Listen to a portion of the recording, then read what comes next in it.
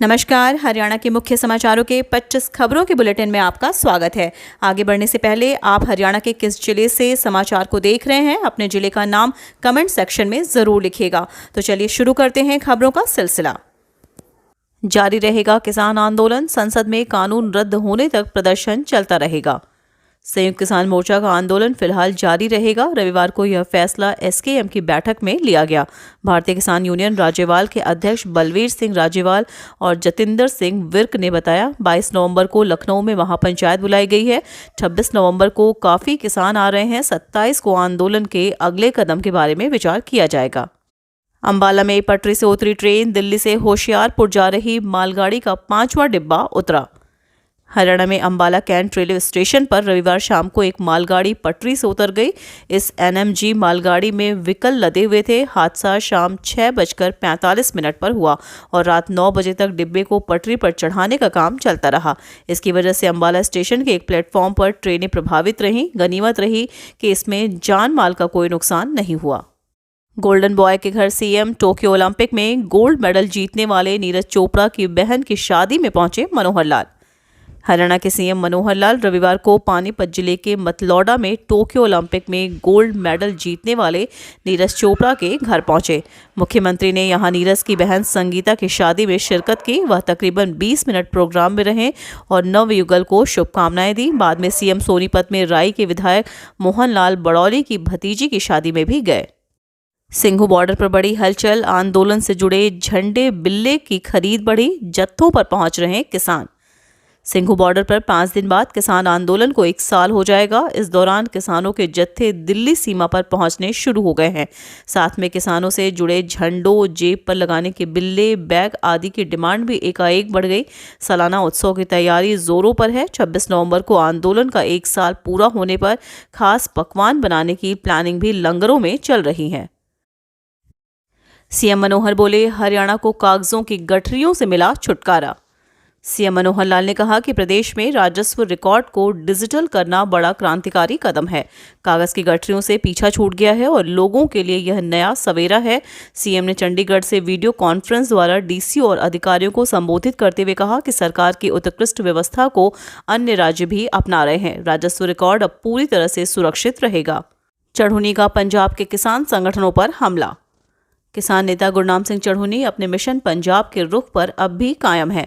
पंजाब के 32 संगठनों पर चुटकी लेते हुए कहा कि पंजाब के लोग कह रहे हैं कि हमारे इन 32 को ले जाओ और एक दे जाओ। पंजाब में 80 लाख वोटर किसान हैं। यूपी में 8.50 करोड़ वोटर किसान हैं। ऐसे में क्यों व्यवस्था नहीं बदली जा सकती। जींद में पुलिस पार्टी पर हमला। शराब सेल्समैन के हत्यारों को पकड़ने गई टीम ने 2 को दबोचा।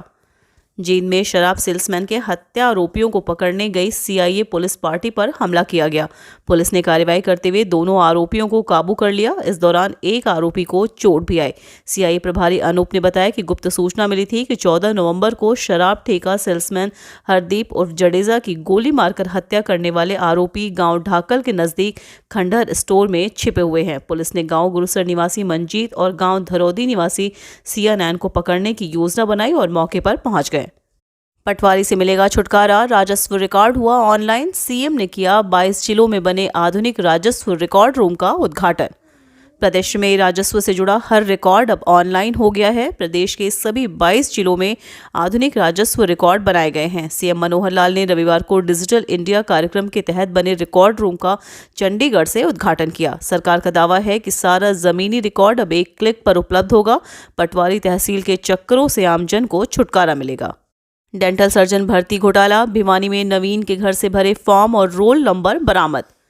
स्टेट विजिलेंस ब्यूरो ने डेंटल सर्जन भर्ती गड़बड़ी मामले में भिवानी से गिरफ्तार आरोपी नवीन के गांव कोट में रविवार को दबिश दी। वहीं विजिलेंस की जांच अब चौधरी बंसीलाल विश्वविद्यालय भिवानी तक पहुंच गई। आरोपियों से पूछताछ में सामने आया कि इस गिरोह के तार सीबीएलयू से जुड़े हुए हैं। कृषि कानूनों पर कटारिया का कटाक्ष। अंबाला के एमपी बोले, जैसे मोर अपने पैर देख रोता, बिल वापसी पर किसानों के साथ भी वैसा ही होने वाला है। हरियाणा में अंबाला के भाजपा सांसद और पूर्व केंद्रीय मंत्री रतन लाल कटारिया ने कृषि कानूनों की वापसी के मामले पर किसानों पर कटाक्ष किया है। उन्होंने कहा कि 3 खेती कानून रद्द होने के बाद ठीक वैसा ही होने वाला है जैसे मोर अपने पैरों को देखकर रोता है। अब उल्टे खूंटे ठोकने का समय नहीं है। हरियाणा के चर्चित IAS अशोक खेमका की याचिका पर दिल्ली हाईकोर्ट का केंद्र को नोटिस जारी। हरियाणा बीज विकास निगम में वर्षों पुराने बीज घोटाले में लंबा वक्त बीत जाने के बाद भी आरोपित लोगों के विरुद्ध कार्रवाई नहीं होने से खफा हरियाणा के चर्चित IAS अधिकारी अशोक खेमका ने एक बार फिर दिल्ली हाईकोर्ट का रुख किया है। चर्चित बीज घोटाले मामले को लेकर चर्चित और वरिष्ठ IAS अधिकारी ने दिल्ली हाईकोर्ट का रुख किया तो खेमका की याचिका पर दिल्ली हाईकोर्ट ने केंद्र को नोटिस जारी किया है। हरियाणा के 250 किसानों ने आंदोलन में गंवाई जान, तेलंगाना सरकार देगी मुआवजा। हरियाणा के लगभग 250 किसानों ने किसान आंदोलन में जान गंवाई है। अब तेलंगाना सरकार उनके परिवारजनों को मुआवजा देने जा रही है। जानकारियों के अनुसार पंजाब के लगभग 450 किसानों की मौत हुई है। किसान संयुक्त संघर्ष समिति व आंदोलनकारी इनमें शहीद कहते हैं। हरियाणा में शुरू हुआ श्रमिक पंजीकरण मिशन। अब बिना प्रीमियम भुगतान किए मिलेगा 2 लाख का बीमा। श्रमिकों को अपने साथ जानलेवा हादसे होने का खतरा बना रहता है। विभिन्न हादसों में शारीरिक अंग फ्रैक्चर होने की स्थिति में कई मजदूर इलाज कराने में सक्षम नहीं होते। उनकी सुविधा के लिए सरकार ने श्रमिक पंजीकरण मिशन शुरू किया है। पोर्टल पर रजिस्टर्ड श्रमिकों को बीमा की सुविधा तथा अन्य प्रशासनिक योजनाओं का लाभ मिलेगा। पंजीकरण के लिए CHC सेंटर अधिकृत कर दिए गए हैं, जहां आवश्यक दस्तावेज प्रस्तुत करके श्रमिक रजिस्ट्रेशन करवा सकते हैं। पहले फैसला लेती सरकार तो न किसानों को साल भर सड़क पर बैठना पड़ता, न 700 जानें जाती। कांग्रेसी विधायक व पूर्व मुख्यमंत्री भूपेंद्र सिंह हुड्डा ने कहा है कि सरकार ने 3 कृषि कानूनों पर फैसला लेने में काफ़ी देरी की। अगर कानूनों को पहले ही वापस ले लिया जाता तो किसानों को इतना नुकसान नहीं उठाना पड़ता, ना किसानों को इतने लंबे वक्त तक सड़कों पर बैठना पड़ता और ना ही 700 आंदोलनकारियों को अपनी जान गंवानी पड़ती। बहरहाल कृषि कानून वापस ले जाने के फैसले का वो स्वागत करते हैं। यह किसानों के लंबे संघर्ष, संयम, शांति और सत्याग्रह की जीत है। अंबाला में नशे के लिए स्नैचिंग। महिला का मोबाइल फोन छीनने वाला युवक 1 दिन के रिमांड पर दूसरे की तलाश जारी। अंबाला शहर कालका मोड़ पर महिला से मोबाइल फोन छीनने वाले 2 बदमाशों में से एक को CIA 1 ने काबू कर लिया। उसकी पहचान मोहन नगर निवासी नरेश के तौर पर हुई है। वह नशे की लत को पूरा करने के लिए स्नैचिंग करता है। पुलिस उसे 1 दिन के रिमांड पर लेकर पूछताछ कर रही है। चचेरी बहन की शर्मनाक करतूत। बहन की फोटो पर अश्लील बातें लिखकर कर दी वायरल। हिसार के कैंट एरिया से एक हैरान करने वाला मामला सामने आया है। एक युवती ने अपनी चचेरी बहन की फोटो पर अश्लील कमेंट लिखते हुए उसे सोशल मीडिया पर वायरल कर दिया। इसके अलावा युवती पूरी तरह से न्यूड होकर पीड़िता के परिजनों को वीडियो कॉल करके उनको धमकी दे रही है। युवती की हरकतों से परेशान होकर परिवार ने पुलिस की शरण ली है। सदर थाना पुलिस ने इस मामले में युवती की शिकायत पर बरवाला वासी शिवानी के खिलाफ केस दर्ज करवाया है। जवाहर नवोदय विद्यालय में कक्षा 6 में प्रवेश के लिए अब यह जरूरी। उपायुक्त प्रदीप दहिया ने बताया कि जवाहर नवोदय विद्यालय की कक्षा 6 में प्रवेश के लिए आयोजित होने वाली जवाहर नवोदय विद्यालय चयन परीक्षा के लिए ऑनलाइन आवेदन पोर्टल खुला हुआ है। सभी इच्छुक योग्य अभ्यर्थी पोर्टल के माध्यम से आवेदन कर सकते हैं।